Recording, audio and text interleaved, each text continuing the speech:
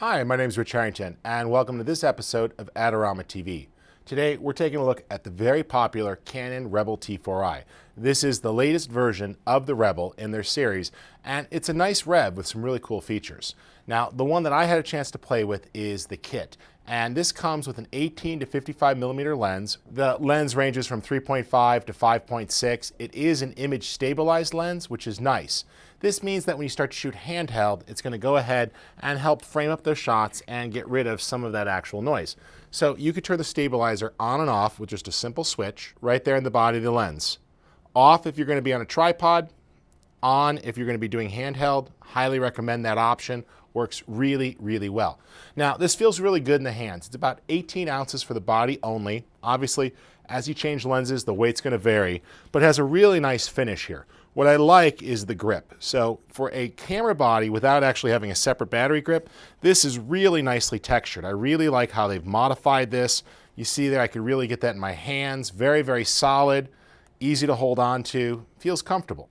Now, what I like here is I took this camera out just to shoot with it. So the sample photos that you're seeing, I went to the National Air and Space Museum. It was a Halloween get-together, took my kids there and was having fun with it. And this really is, let's face it, the geeky mom or dad camera. This is a camera that's great for the person who wants to step up, get pro controls, and really have the best of both worlds.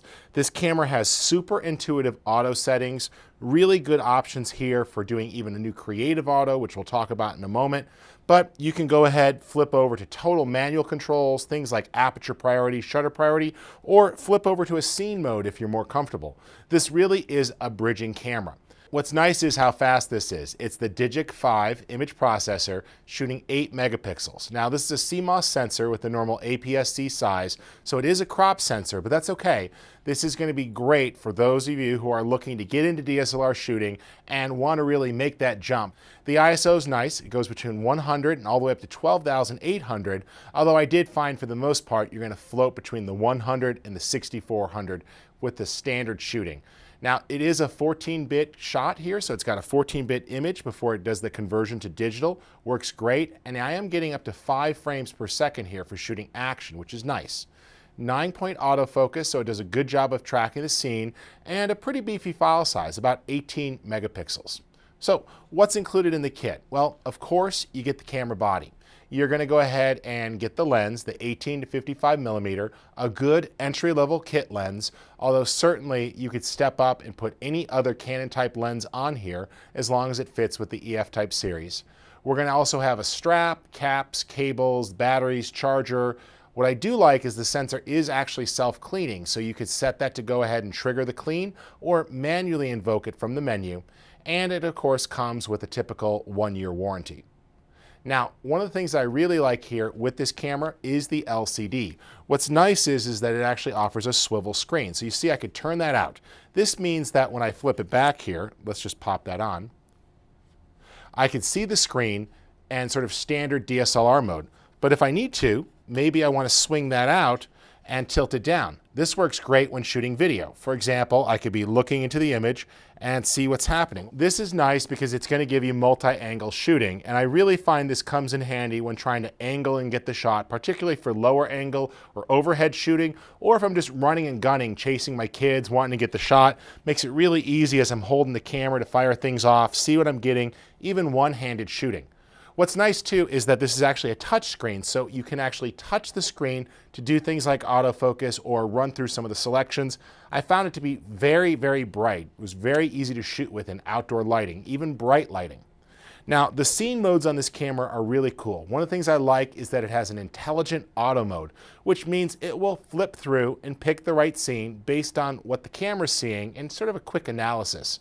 There are no true bracketing in this camera, but you do have an HDR mode for dealing with a backlit subject, so that works pretty well. What I really liked, however, was the creative auto mode. Now, you're seeing here the 3 different auto modes that I shot, a couple of images inside the Air and Space Museum. What I liked about creative auto is that it did a great job of defocusing the background elements and put a little bit of moodier lighting in there with that nice background blur. Another thing that's really useful is the auto mode, but with flash off. The thing that always kills me is sometimes you are running and gunning and you're in auto and you're shooting in the dark and up pops the flash. And a lot of times we don't want that flash. So I can go to a true auto mode without the flash and let the camera make the intelligent decisions, but not have to worry about the flash popping up.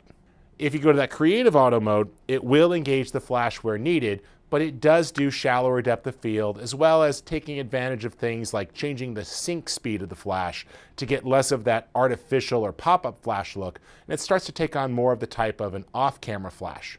Now, this works great. You'll also find 7 different creative filters that you can run on the images while shooting or after shooting. And for me, one of the things that Canon is well known for is its ability to shoot video. So I tried out the autofocus here. It sort of did movie servo where it's doing a continuous autofocus. I was able to walk around, chase the action. Camera did a really good job. It does have a built-in stereo mic here. Works fine. I would say though, for total control, you're going to want to go ahead and pop that up and plug in an external mic, such as maybe a Rode that you could then mount to the top of the camera for a shotgun mic for better pickup. There is no current headphone port on this, so it's a little bit of a bummer that you can't listen to the audio as you're recording. There is a built-in speaker so you can hear it after the fact, but I would like to see in the future that they add a headphone port, which we are seeing more and more. When it comes to recording video, all the standard choices. You could shoot 1080p or 720p, and you're going to find all the standard frame rates, including 30 and 24 when shooting up at 1080, and the ability to do overcrank with 60, which will give you slow motion effects later on in post. When it comes time to record, lots of options. It is the SD card file format size, but this does support the SDHC as well as the newer SDXC card type, giving you the ability for very high-speed cards, which is going to increase the speed in which you can capture. It's also totally compatible with the iFi system if you want to use that to wirelessly transfer images from the card.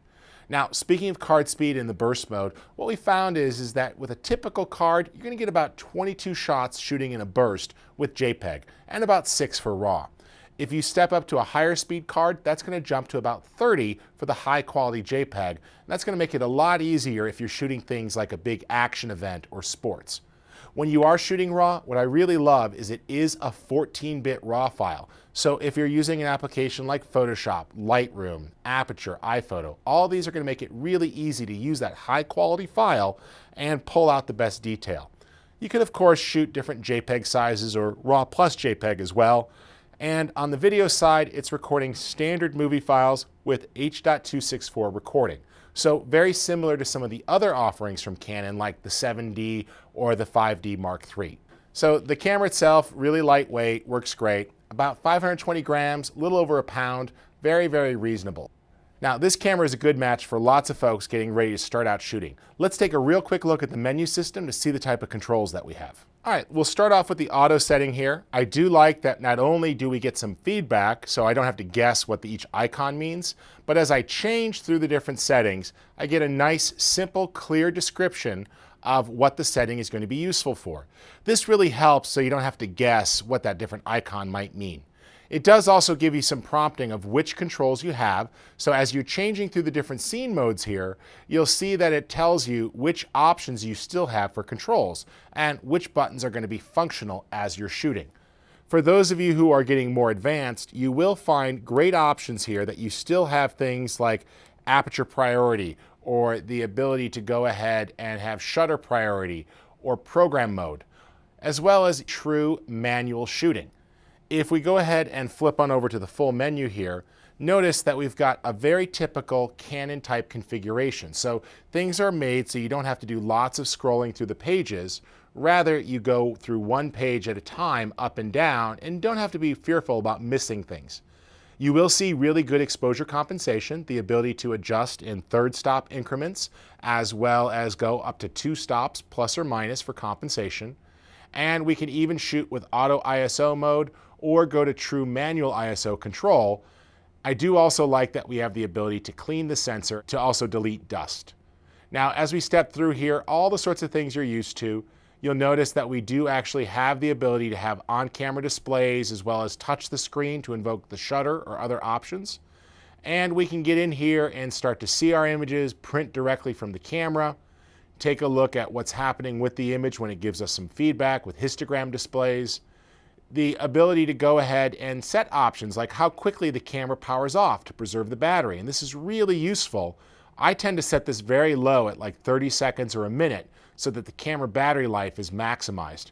And you can even turn down the brightness of the LCD a little bit if you need to, so that it's not so intense, making it easier to preserve the battery and not blow out the image.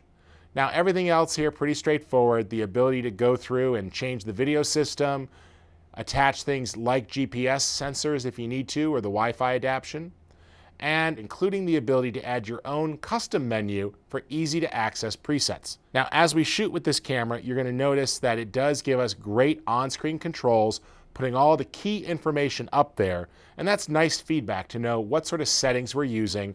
And we do have the ability to use a command dial to actually make adjustments here. Because I'm in manual mode, for example, I can easily change shutter speed. Notice too, I could step through and switch between the autofocus modes and take advantage of different on-screen controls here, stepping through picture styles. It's a very intuitive menu system, and what you're going to find is that you've got great options here as you step through. And you could simply push the button to make the selections, or use dedicated buttons here for many different options, and this is just going to quickly jump you to that setting so you can make the tweaks that you need. All right, so who needs a T4i? Well, if you're looking to get into DSLR shooting and you want to be a Canon shooter, this is a great starting point. The kit lens is very reasonable. It's going to let you get started. Certainly feel like you can upgrade down the line. Remember, it is a DSLR, a fully featured one. So you could pop off the lens, put a new lens on if you need to, and this is going to give you flexibility as you need to step up.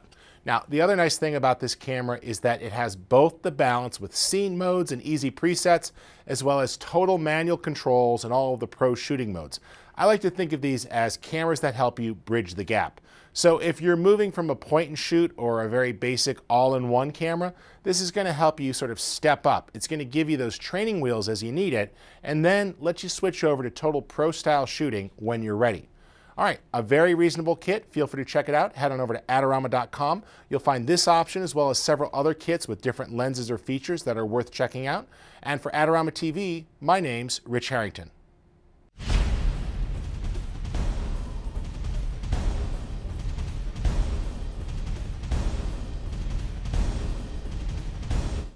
Adorama TV is brought to you by Adorama, your best source for the equipment and knowledge you need. For all the latest photography, video, and computer gear, visit Adorama.com.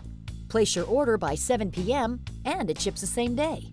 Plus, the next time you're in New York City, be sure to visit our store located on 18th Street between 5th and 6th Avenue.